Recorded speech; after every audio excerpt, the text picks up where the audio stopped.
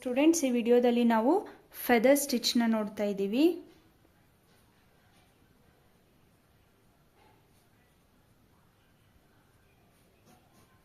First ಇದಕ್ಕೆ ನೀವು V shape draw ಮಾಡ್ಕೋಬೇಕು.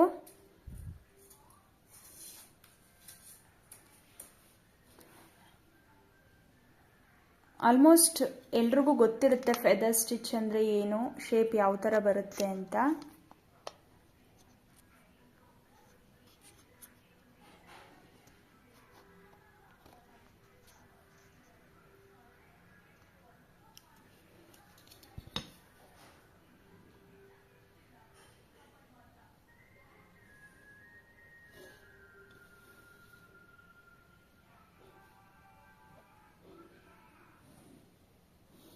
ಫಸ್ಟು ವಿ ಶೇಪ್ ಡ್ರಾ ಮಾಡಿದ್ಮೇಲೆ ಸ್ವಲ್ಪ ಕರ್ವಲ್ಲಿ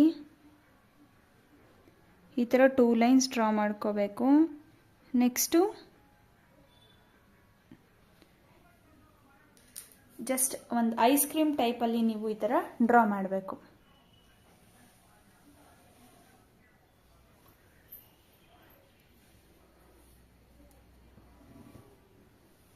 ಈಗ ಯಾವುದಾದ್ರೂ ಒಂದು ಸಿಂಗಲ್ ಕಲರ್ ಸಿಲ್ಕ್ ಥ್ರೆಡ್ನ ತಗೋಬೇಕು.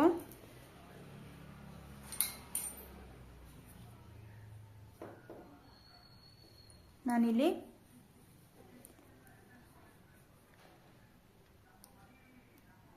ಪ್ಯಾರೆಟ್ ಗ್ರೀನ್ ಕಲರ್ ತಗೋತಾ ಇದ್ದೀನಿ. ಅದನ್ನು ನಾಟ್ ಹಾಕೊಂಡು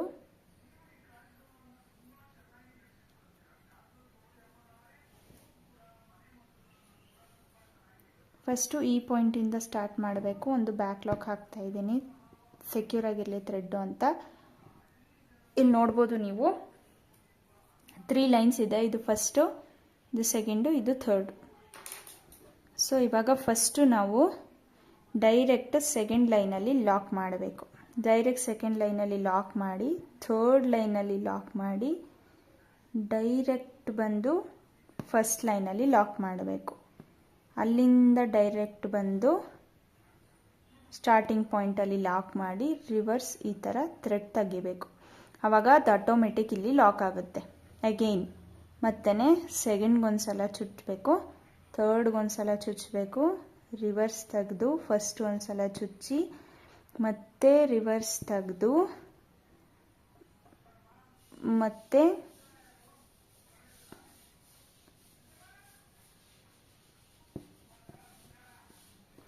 ಅಲ್ಲಿಂದ ರಿವರ್ಸ್ ತಗೋಬೇಕು. ಆವಾಗ ಅದು ಲಾಕ್ ಆಗುತ್ತೆ ಅಲ್ಲಿ. ಮತ್ತೆ second point, third point, first point, starting point, reverse. Second point, third point, first point, starting point, again ಮೇಲೆ second point, first point, third point, first point, starting point, again first, second point, third point, first point, starting point, again reverse. Second point, third point, first point, starting point, again reverse. Second point, third point, first point, starting point, reverse. So ಇದೇ ಥರ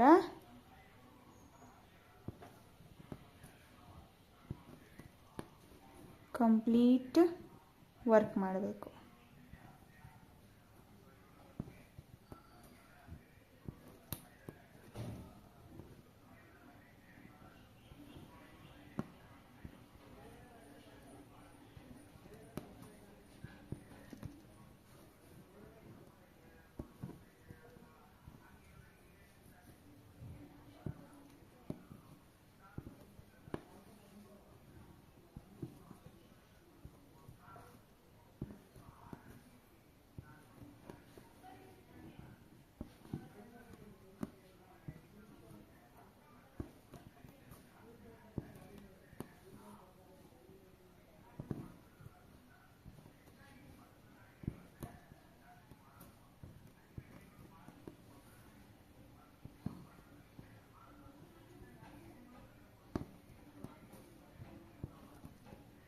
ನೀವು starting ಯಾವ ಪಾಯಿಂಟಲ್ಲಿ ಥ್ರೆಡ್ನ ತೆಗ್ದಿರ್ತೀರ starting point ನೀವು ಅದು complete ಆಗೋ ತನಕ ಅಲ್ಲಿಗೇ ಲಾಕ್ ಮಾಡಬೇಕು.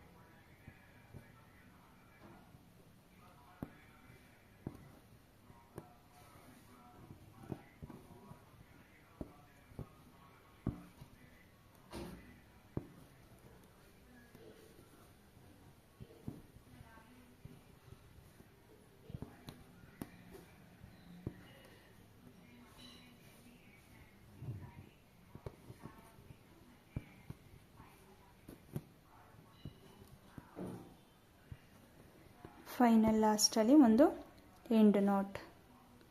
ಸೊ ಇದು ನಿಮಗೆ ಫೆದರ್ ಸ್ಟಿಚ್ ಅಂತ ಕರೀತಾರೆ.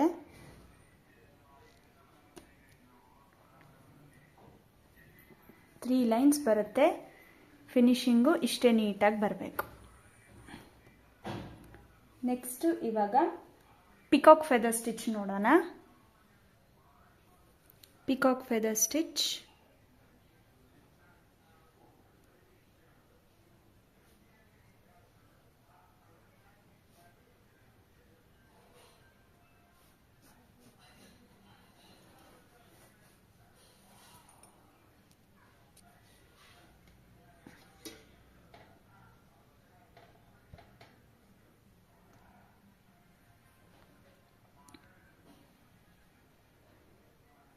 ಇದರಲ್ಲಿ ಯಾವ ಥರ ಶೇಪ್ ಬರಿಬೇಕಂದ್ರೆ ನೀವು ಉಲ್ಟಾ ಲೀಫ್ ಶೇಪ್ ಬರಿಬೇಕು.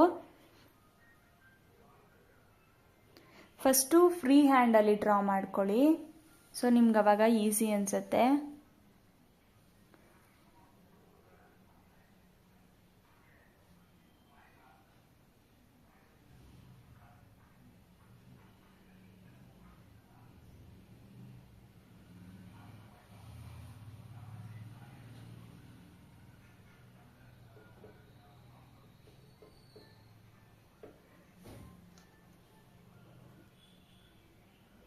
ನೆಕ್ಸ್ಟು ಇದಕ್ಕೆ ಒಂದು 1/2 ಸೆಂಟಿಮೀಟರ್ ಅಷ್ಟು ಗ್ಯಾಪ್ ಬಿಟ್ಟು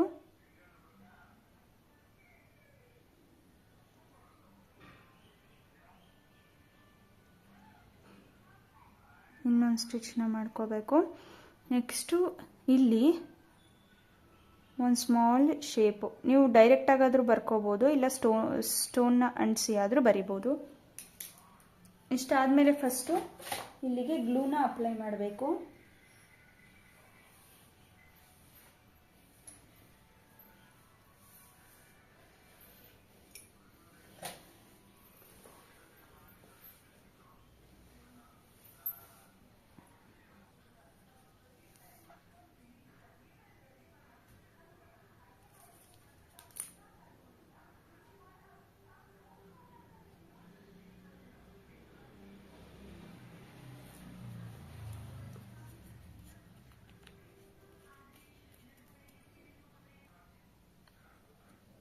ನೆಕ್ಸ್ಟ್ ಇವಾಗ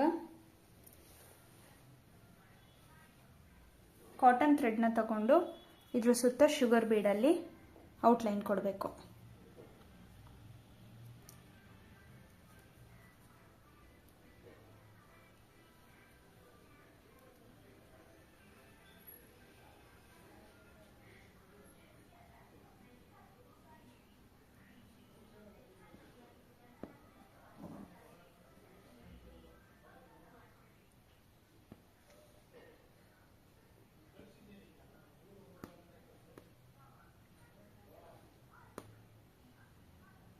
ಎರಡೆರಡೇ ಬೀಡ್ನ ಲಾಕ್ ಮಾಡಿ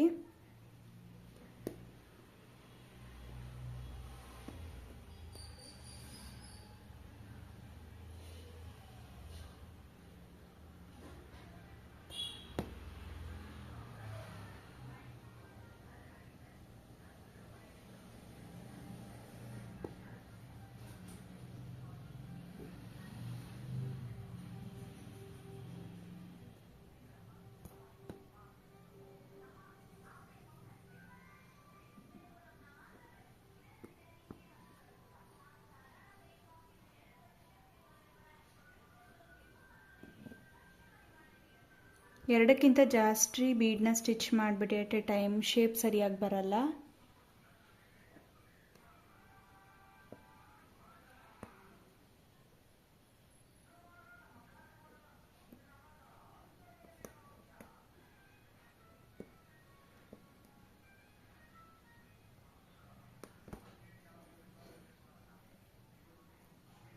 ನೀವು ಲಾಕ್ ಸರಿಯಾಗಿ ಮಾಡಿಲ್ಲ ಅಂದರೆ ಈ ಥರ ಬಿಚ್ಕೊಬಂದ್ಬಿಡುತ್ತೆ.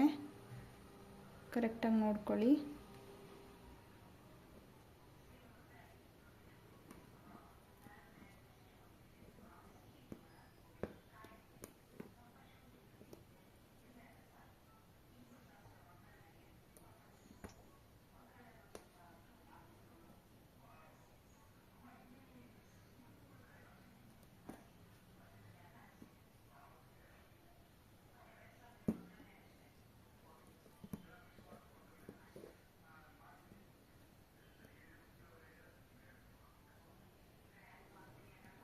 ನಾನಿಲ್ಲಿ ಡಬಲ್ ಲಾಕ್ ಮಾಡ್ತಾ ಇದ್ದೀನಿ.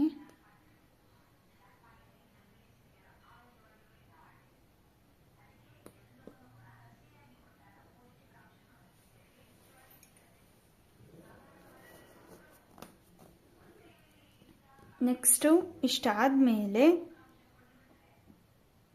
ಸ್ವಲ್ಪ ಈ ಶೇಪ್ನ ಕರ್ವ್ ತಗೊಳ್ಳಿ. ಈ ಥರ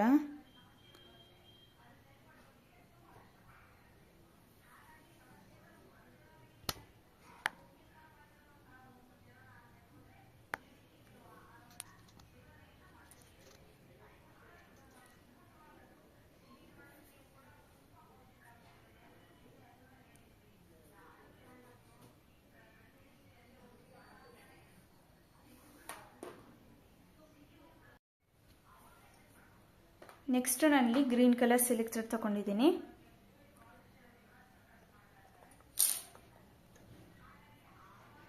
ನಾನು ಫಸ್ಟು ಈ ಮಿಡ್ ಪಾಯಿಂಟಿಂದ ಸ್ಟಾರ್ಟ್ ಮಾಡ್ತೀನಿ.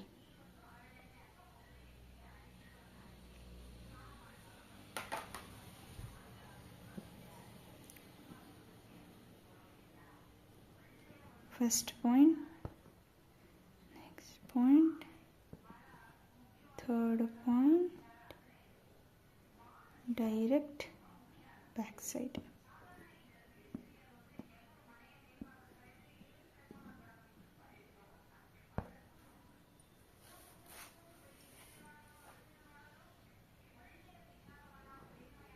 ಮತ್ತೆ ಮೇಲ್ಗಡೆ, ಅದ್ರ ಮೇಲೆ ಮತ್ತೆ ರಿವರ್ಸ್. ಸೇಮ್ ನಾವು ಹೇಗೆ ಸಿಂಗಲ್ ಆ್ಯಂಡ್ ಡಬಲ್ ಸ್ಟಿಚ್ ಮಾಡಿದ್ವಿ ಅದೇ ಥರ.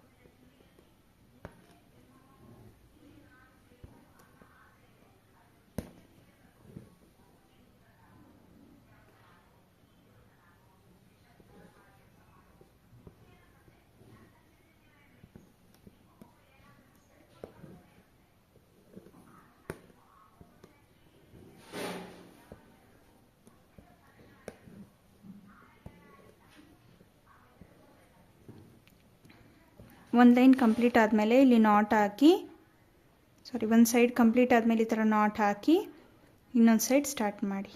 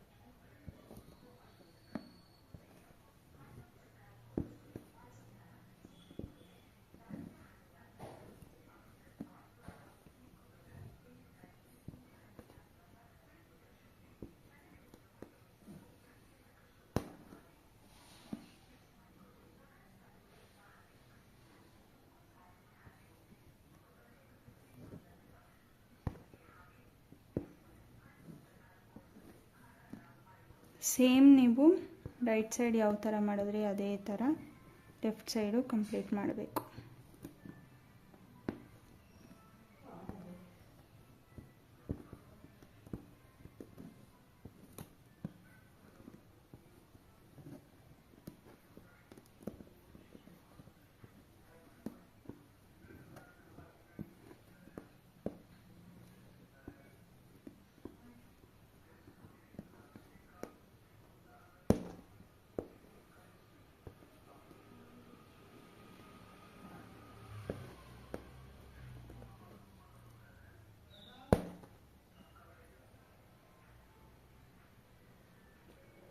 End not. ಸೊ ಒಂದು ಕಲರಲ್ಲಿ ಈಗ ನಾವು ಪಿಕಾಕ್ ಫೆದರ್ ಸ್ಟಿಚ್ ಹಾಕಿದ್ದೀವಿ. ನೆಕ್ಸ್ಟ್ ಇವಾಗ ಇದಕ್ಕೆ ಇನ್ನೊಂದು ಕಲರ್ನ ಯೂಸ್ ಮಾಡಿ ಇದ್ರ ಮೇಲೆ ಸ್ಟಿಚ್ ಹಾಕಬೇಕು. ನಾನಿಲ್ಲಿ ನೆಕ್ಸ್ಟು ಯೆಲ್ಲೋ ಕಲರ್ ಥ್ರೆಡ್ನ ತಗೋತಾ ಇದ್ದೀನಿ.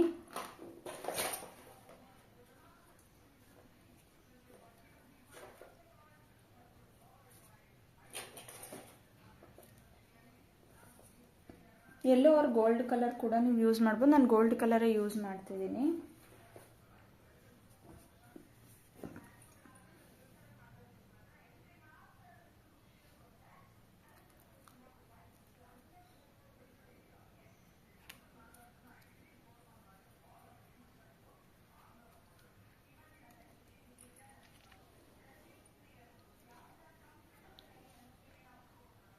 ಇದು ಕೂಡ ನಾನು ಮಿಡ್ ಪಾಯಿಂಟಿಂದ ಸ್ಟಾರ್ಟ್ ಮಾಡ್ತಾ ಇದ್ದೀನಿ. ಫಸ್ಟ್ ಒಂದು ಕಡೆ ಫಿಲ್ ಮಾಡಿ ನೆಕ್ಸ್ಟ್ ಇನ್ನೊಂದು ಕಡೆ ಫಿಲ್ ಮಾಡ್ತೀನಿ. ಇದು ಸಿಂಗಲ್ ಲೈನ್ ಅಷ್ಟೇ, ಡಬಲ್ ಲೈನ್ ಬರಲ್ಲ.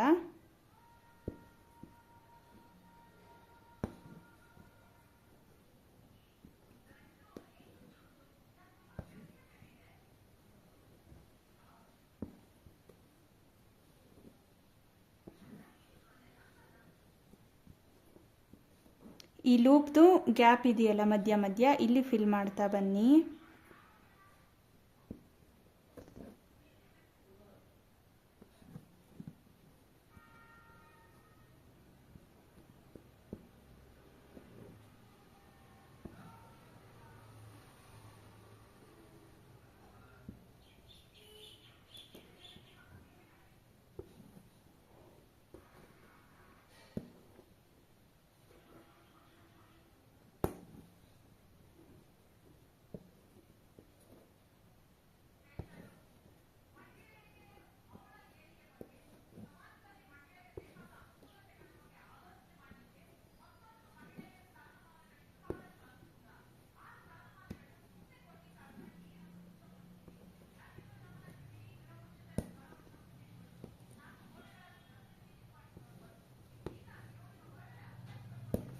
ನೀವು ಬೇರೆ ಬೇರೆ ಕಲರು ಕೂಡ ಟ್ರೈ ಮಾಡ್ಬೋದು, ತುಂಬಾ ಚೆನ್ನಾಗಿ ಕಾಣುತ್ತೆ. ನೋಡ್ಬೋದು ಎಷ್ಟು ಚೆನ್ನಾಗಿ ಕಾಣಿಸ್ತಾ ಇದೆ ಅಂತ. ಇಲ್ಲಿ ಒಂದು ಎಂಡ್ ನಾಟ್ ಹಾಕ್ತೇನೆ.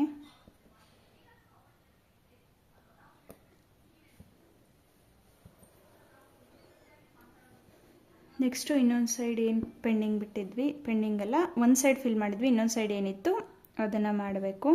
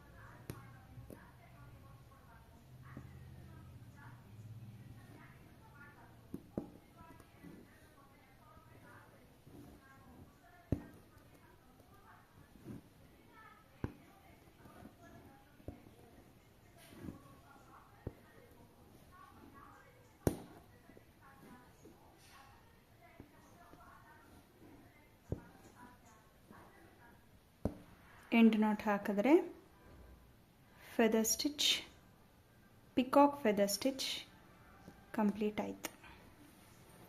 ನೋಡಿ ಎಷ್ಟು ಚೆನ್ನಾಗಿ ಕಾಣಿಸ್ತಾ ಇದೆ. ಇವಾಗ ಟ್ರೆಂಡಿಂಗಲ್ಲಿ ಆಲ್ಮೋಸ್ಟ್ ಇದೇ ಇರೋದು. ಬ್ಲೌಸಸ್ಗೆ ನೀವು ಸ್ಲೀವ್ಗೆ ಚೆಕ್ಕೆಡ್ ಪ್ಯಾಟರ್ನ್ ಮಧ್ಯೆ ಈ ಥರ ವರ್ಕ್ ಮಾಡ್ತೀನಿ ಅಂದರೆ ಇನ್ನೂ ತುಂಬಾ ಚೆನ್ನಾಗಿ ಕಾಣಿಸುತ್ತೆ. ಟ್ರೈ ಮಾಡಿ, ಕ್ಲೀನಾಗಿ ಪ್ರಾಕ್ಟೀಸ್ ಮಾಡಿ ಕಳಿಸ್ಕೊಡಿ. ಇದು ತುಂಬ ಇಂಪಾರ್ಟೆಂಟ್ ವರ್ಕು, ಸ್ಕಿಪ್ ಮಾಡಬೇಡಿ. ಕ್ಲೀನಾಗಿ ವಿಡಿಯೋ ನೋಡಿ ವರ್ಕ್ ಮಾಡಿ ಕಳಿಸ್ಕೊಡಿ. Thank you.